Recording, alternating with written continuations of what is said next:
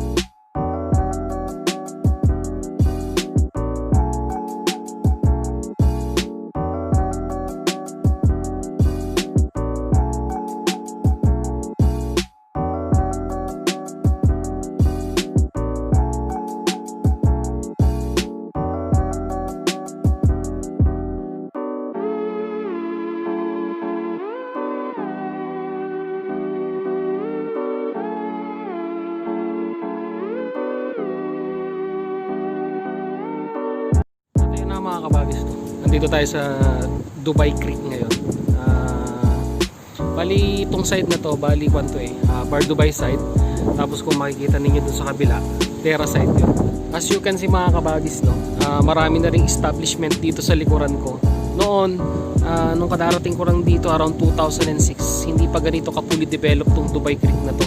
Kasi talagang may konting improvement na siya, pero itong mga establishment sa likod ko na makikita ninyo, no, wala pa yan noon, walang yan, damuhan lang siya nung time na yon.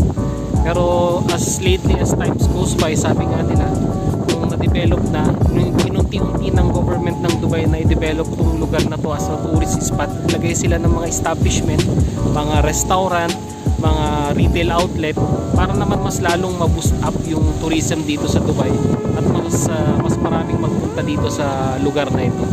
Konting kalaman lang mga kabagis, no? Ang Dubai Creek ay may habang 14 kilometers at natatapos ito sa Ras Al Khor Wildlife and Sanctuary. So ito yun yung pinakadulo ng Dubai Creek.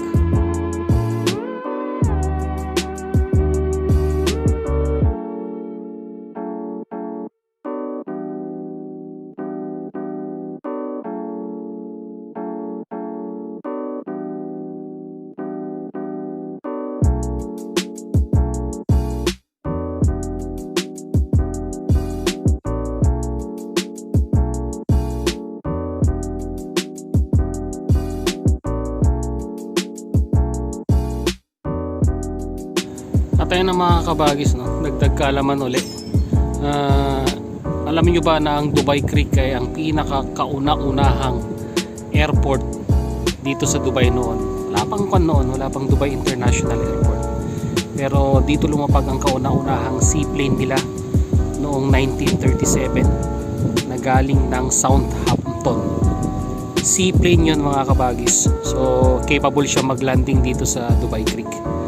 And nung kasagsagan ng World War II, nag-a-average na sila ng mga 8 seaplane landing dito sa Dubai Creek per week.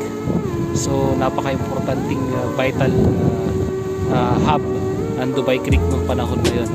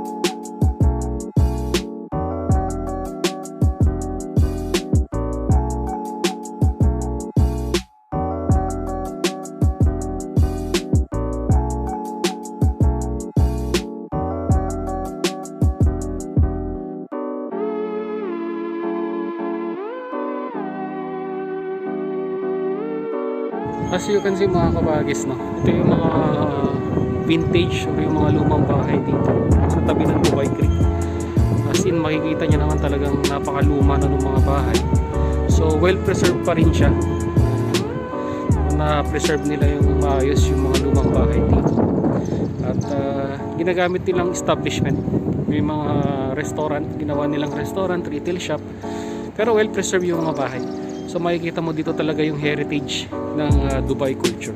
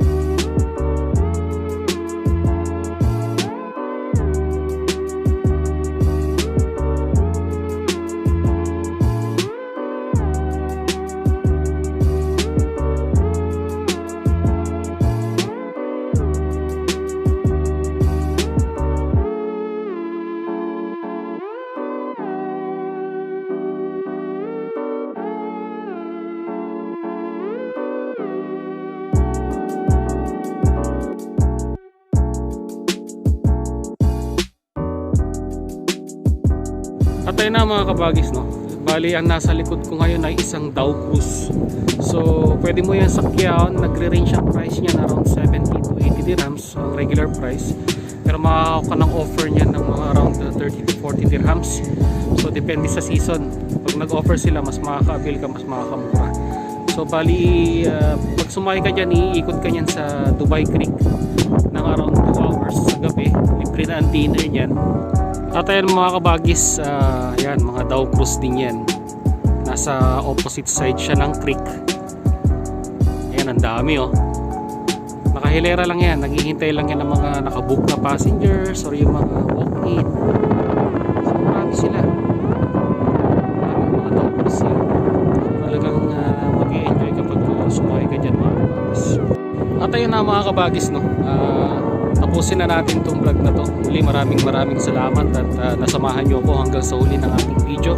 At muli kung hindi ka pa nakasubscribe sa channel ni Jubilito TV Official, ay hit mo na ang subscribe button at ang notification bell para maging updated ka pa sa mga susunod na adventure ni Jubilito TV Official. Muli maraming salamat and God bless. Bye bye.